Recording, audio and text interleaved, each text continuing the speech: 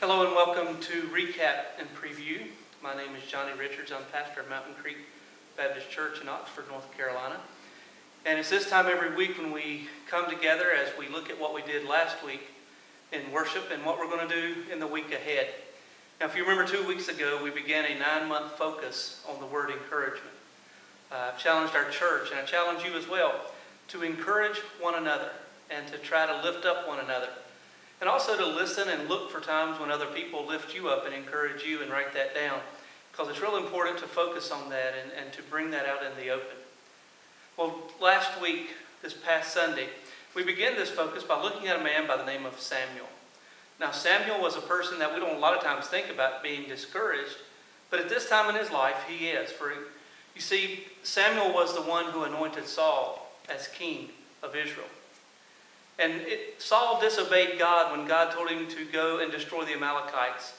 Saul did what he thought he should do, but he kept the best of everything instead of destroying it like God said. So he disobeyed God. And because of that, God told Samuel that he was going to take the kingship away from Saul. He would no longer be king of Israel. Well, when Samuel heard this, he was really upset at Saul for what he did. And he went and he confronted Saul about it. And Saul tried to talk his way out of it. But Samuel had nothing to do with that. And so Samuel was really upset at Saul. And the Bible tells us that Samuel left Saul and didn't see him for the rest of his life. Well, in the midst of Samuel's discouragement and mourning, the Lord came to him in 1 Samuel chapter 16. And he said, Samuel, how long are you going to mourn for Saul since I have rejected him? And what we talked about this past Sunday was some things that we need to understand.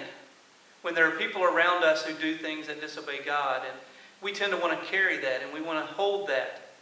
I think what God tells us, as he told Samuel as well, was this: there comes a time in our lives after we've mourned that we need to pick our heads up and move on. We need to move ahead and not be stuck in that place of mourning. Just as Samuel was. Samuel was discouraged.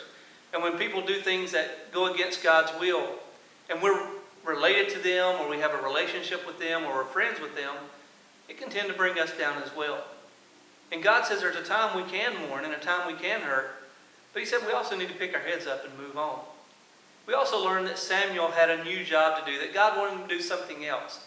For you see, it was Samuel who needed to go and anoint David as the new king of Israel.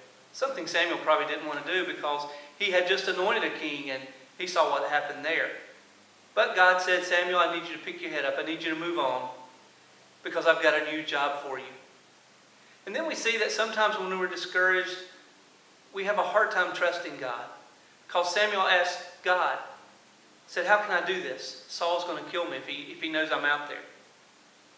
And so we see in this little bit of a story in 1 Samuel 16, 1 through 4, how God brought Samuel from his discouragement to encourage him to move on in life because he has a new job. And sometimes we have to understand that as well. It's hard words to hear that, but sometimes we have to move on in life because God has something new in store for us. God wants us to serve him in a new way, which brings us to this week. This coming Sunday, we're going to continue looking at Samuel. We're going to continue talking about what God told Samuel to do, to go where Jesse was in Bethlehem and to anoint David as king of Israel. Now, Samuel didn't know who he was going to anoint, but he knew what God wanted him to do, and he was a little bit concerned about this. So this week, what we're talking about is trusting God with the future. And we're talking about how Samuel had to trust God. And so what God told him was 3 basic things. He said, I will show you what to do. In other words, I, being God, will show you, being Samuel, what to do. I will show you the plan. And that's what we need to understand as well. God's going to show us the plan in the future if we'll just trust him. So this week, find encouragement. Listen for it. Write it down. And may God bless you through the week.